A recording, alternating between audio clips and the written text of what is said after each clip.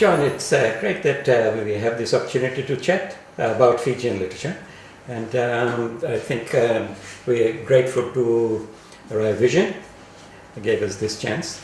I'm going to present you as a reader of Fijian literature and allow you to introduce yourself and say something about how you arrived at reading Fijian literature. Okay, well, thank you, Subramani. I have had a very fortunate journey, really. I've been very lucky, actually, to have encountered this writing. I didn't know much about it before I myself took a job in Fiji.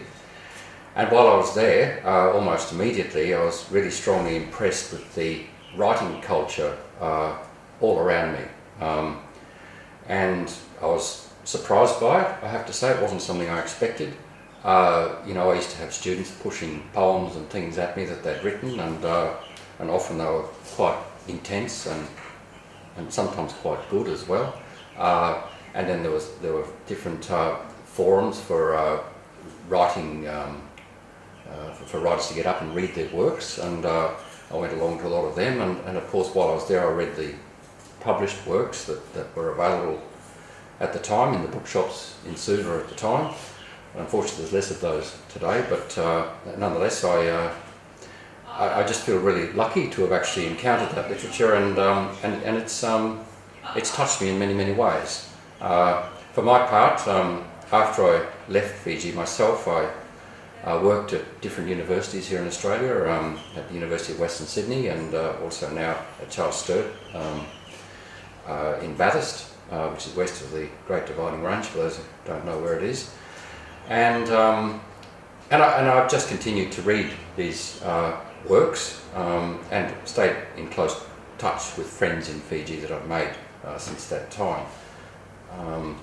John, I think writers in Fiji are very fortunate that they have two critics of the caliber of John O'Carroll and Vijay Mishra to provide dialogue. Now, do you see yourself as providing that function?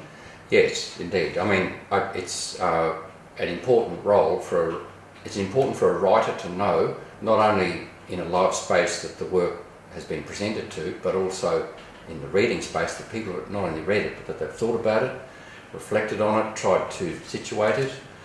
So in other words, I think the role of people like myself and Vijay and others is to provide a sort of a critical horizon that writers, in a sense, then in their turn react to and generate new works from. It's one aspect of what their work does, of course. I mean, there are other horizons that they are trying to pitch to as well, of course. Very often in Fiji, it strikes me that writers are actually trying to change things. So they write in a way that, first of all, by taking that decision, they've made a decision that it is worthwhile to write, and that, you know, aesthetic effort is worth doing. But usually as well, there is some other thing, some social issue or perhaps some political issue that the writer wishes to put across. Yes, it's a question that I was going to ask you. You know, in your reading, do you see Fijian literature as having a distinct identity? Oh, very much so. And you know, I didn't get a chance to say just very quickly on Vijay Mishra, a very important critic. He's provided a terrific sort of sustained framework within which to read a lot of Fijian writing himself, and I think he perhaps has also been one of the ones to develop one of the more sophisticated attempts to articulate this identity that you're talking about, to try to say, well, a lot of the communal aspects that dominated, perhaps still do, some aspects of Fijian society are themselves to be questioned. And he asks some very hard questions, I think, and in turn, of course, writers have tried to respond to that. So in terms of identity, there's a definite Fijian writing identity, I think. from whichever background the writers come. And it has to be remembered that Fiji is an extraordinarily multicultural, multi-religious, multi-ethnic society, an extraordinary meeting point of different cultures within that culture, and then there is something, as you say, I think, that gathers them as Fijians. I think there's also that, and that, funnily enough, is something that turns up when you come over here to Australia, and you find people from all backgrounds of Fiji meeting together in the shops here and so on. Yeah. Now, recently I edited a volume of Fijian Studies Journal, and I was struck by the number of autobiographical pieces that were submitted, and it occurred to me that that is the direction in which a lot of writing is going at the moment, particularly by the more senior writers. I think this is really interesting, actually. I think what you're saying is true. I don't think it was true in the same way before. My first experience of writing in Fiji was that there was a heavily autobiographical dimension to it, often from the youngest writers, writing about experiences that they really intensely wanted to share and trying to bring the moment to life, but also to preserve it, like some important signal day or moment that they tried to capture, some actual event that's taken place. But what you're alluding to, I think, is the phenomenon of the reflective writer looking back. And perhaps this is a sign of a kind of, I don't know, perhaps a maturity, and it might sound a bit foolhardy to use a word like that, but there is something about a literature that when you start to get that reflective writing, which is just not just an account of, an isolated expatriate writing about, my life as a beachcomber or something. It's something more. It's something trying to pull things together, trying to make sense of a world. So I tend to agree with you, and it's one of the interesting things to me is that they're not always book-length things, although sometimes they are. They're also still smaller pieces. And I think that's also really interesting. After the events in Fiji, the political events, the coups and so on, people started believing that creativity has come to a standstill with censorship and so forth. But editing this particular volume showed me that writing is as vigorous as it was at the beginning.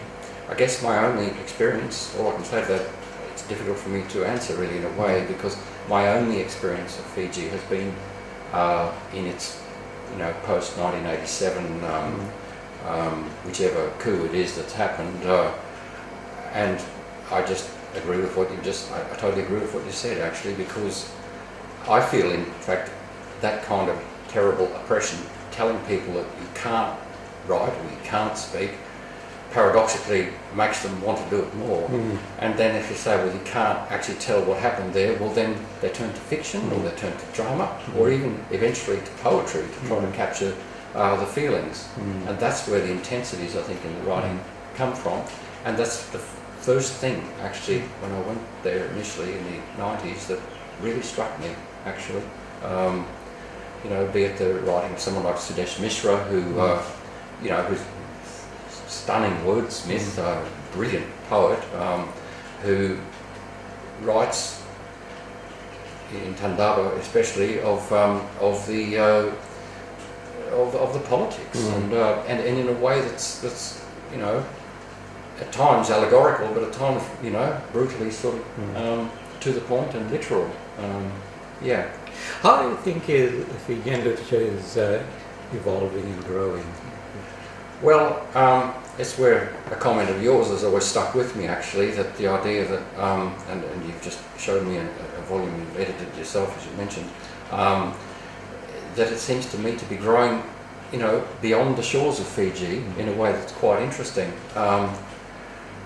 There is still a lively literature in Fiji itself, but there is also now this spreading effect of it, I think. Obviously in a city like Sydney, it's a big place and there's a lot of other things going on, so it tends to get shouted down or drowned out or whatever.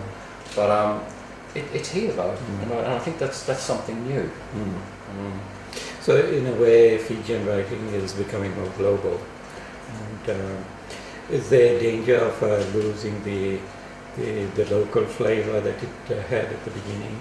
Well, it seems to me that when people write, they don't particularly write to have a local flavour or something. They write because they're trying themselves to do something.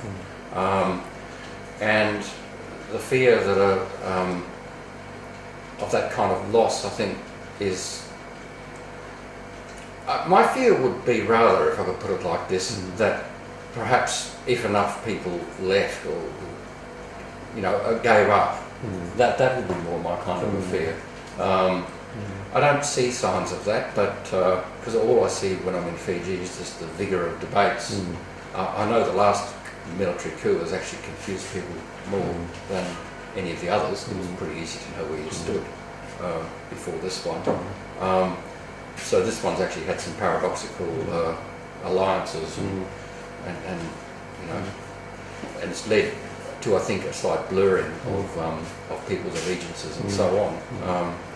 But in terms of losing a local flavour, while it's always an urgent message of some kind, I think that it will always be written, actually. Yeah, you know, the couple of interesting directions in which Fijian literature is moving, which interests me. One is bilingualism. Yes. And having worked in two languages, Hindi and English, I feel that the intersection of the languages provides a kind of a new area for expansion, a new perspective.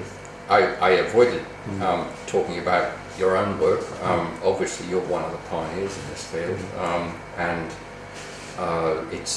I think it's essential, like creating literatures in the genuine vernaculars is really, really important, because this is how the vernaculars, in a sense, are given new modes of expression. I think when people turn things into writing and then they think about the written form, it's that aesthetic that actually matters quite a lot. I think and it's about, and it shows a certain respect for the actual local version of the language. You know. Well, thank you, John. I'm Yes. afraid we have to conclude there. I hope to see you again in this Thank you. series. Thank you so much. Yeah.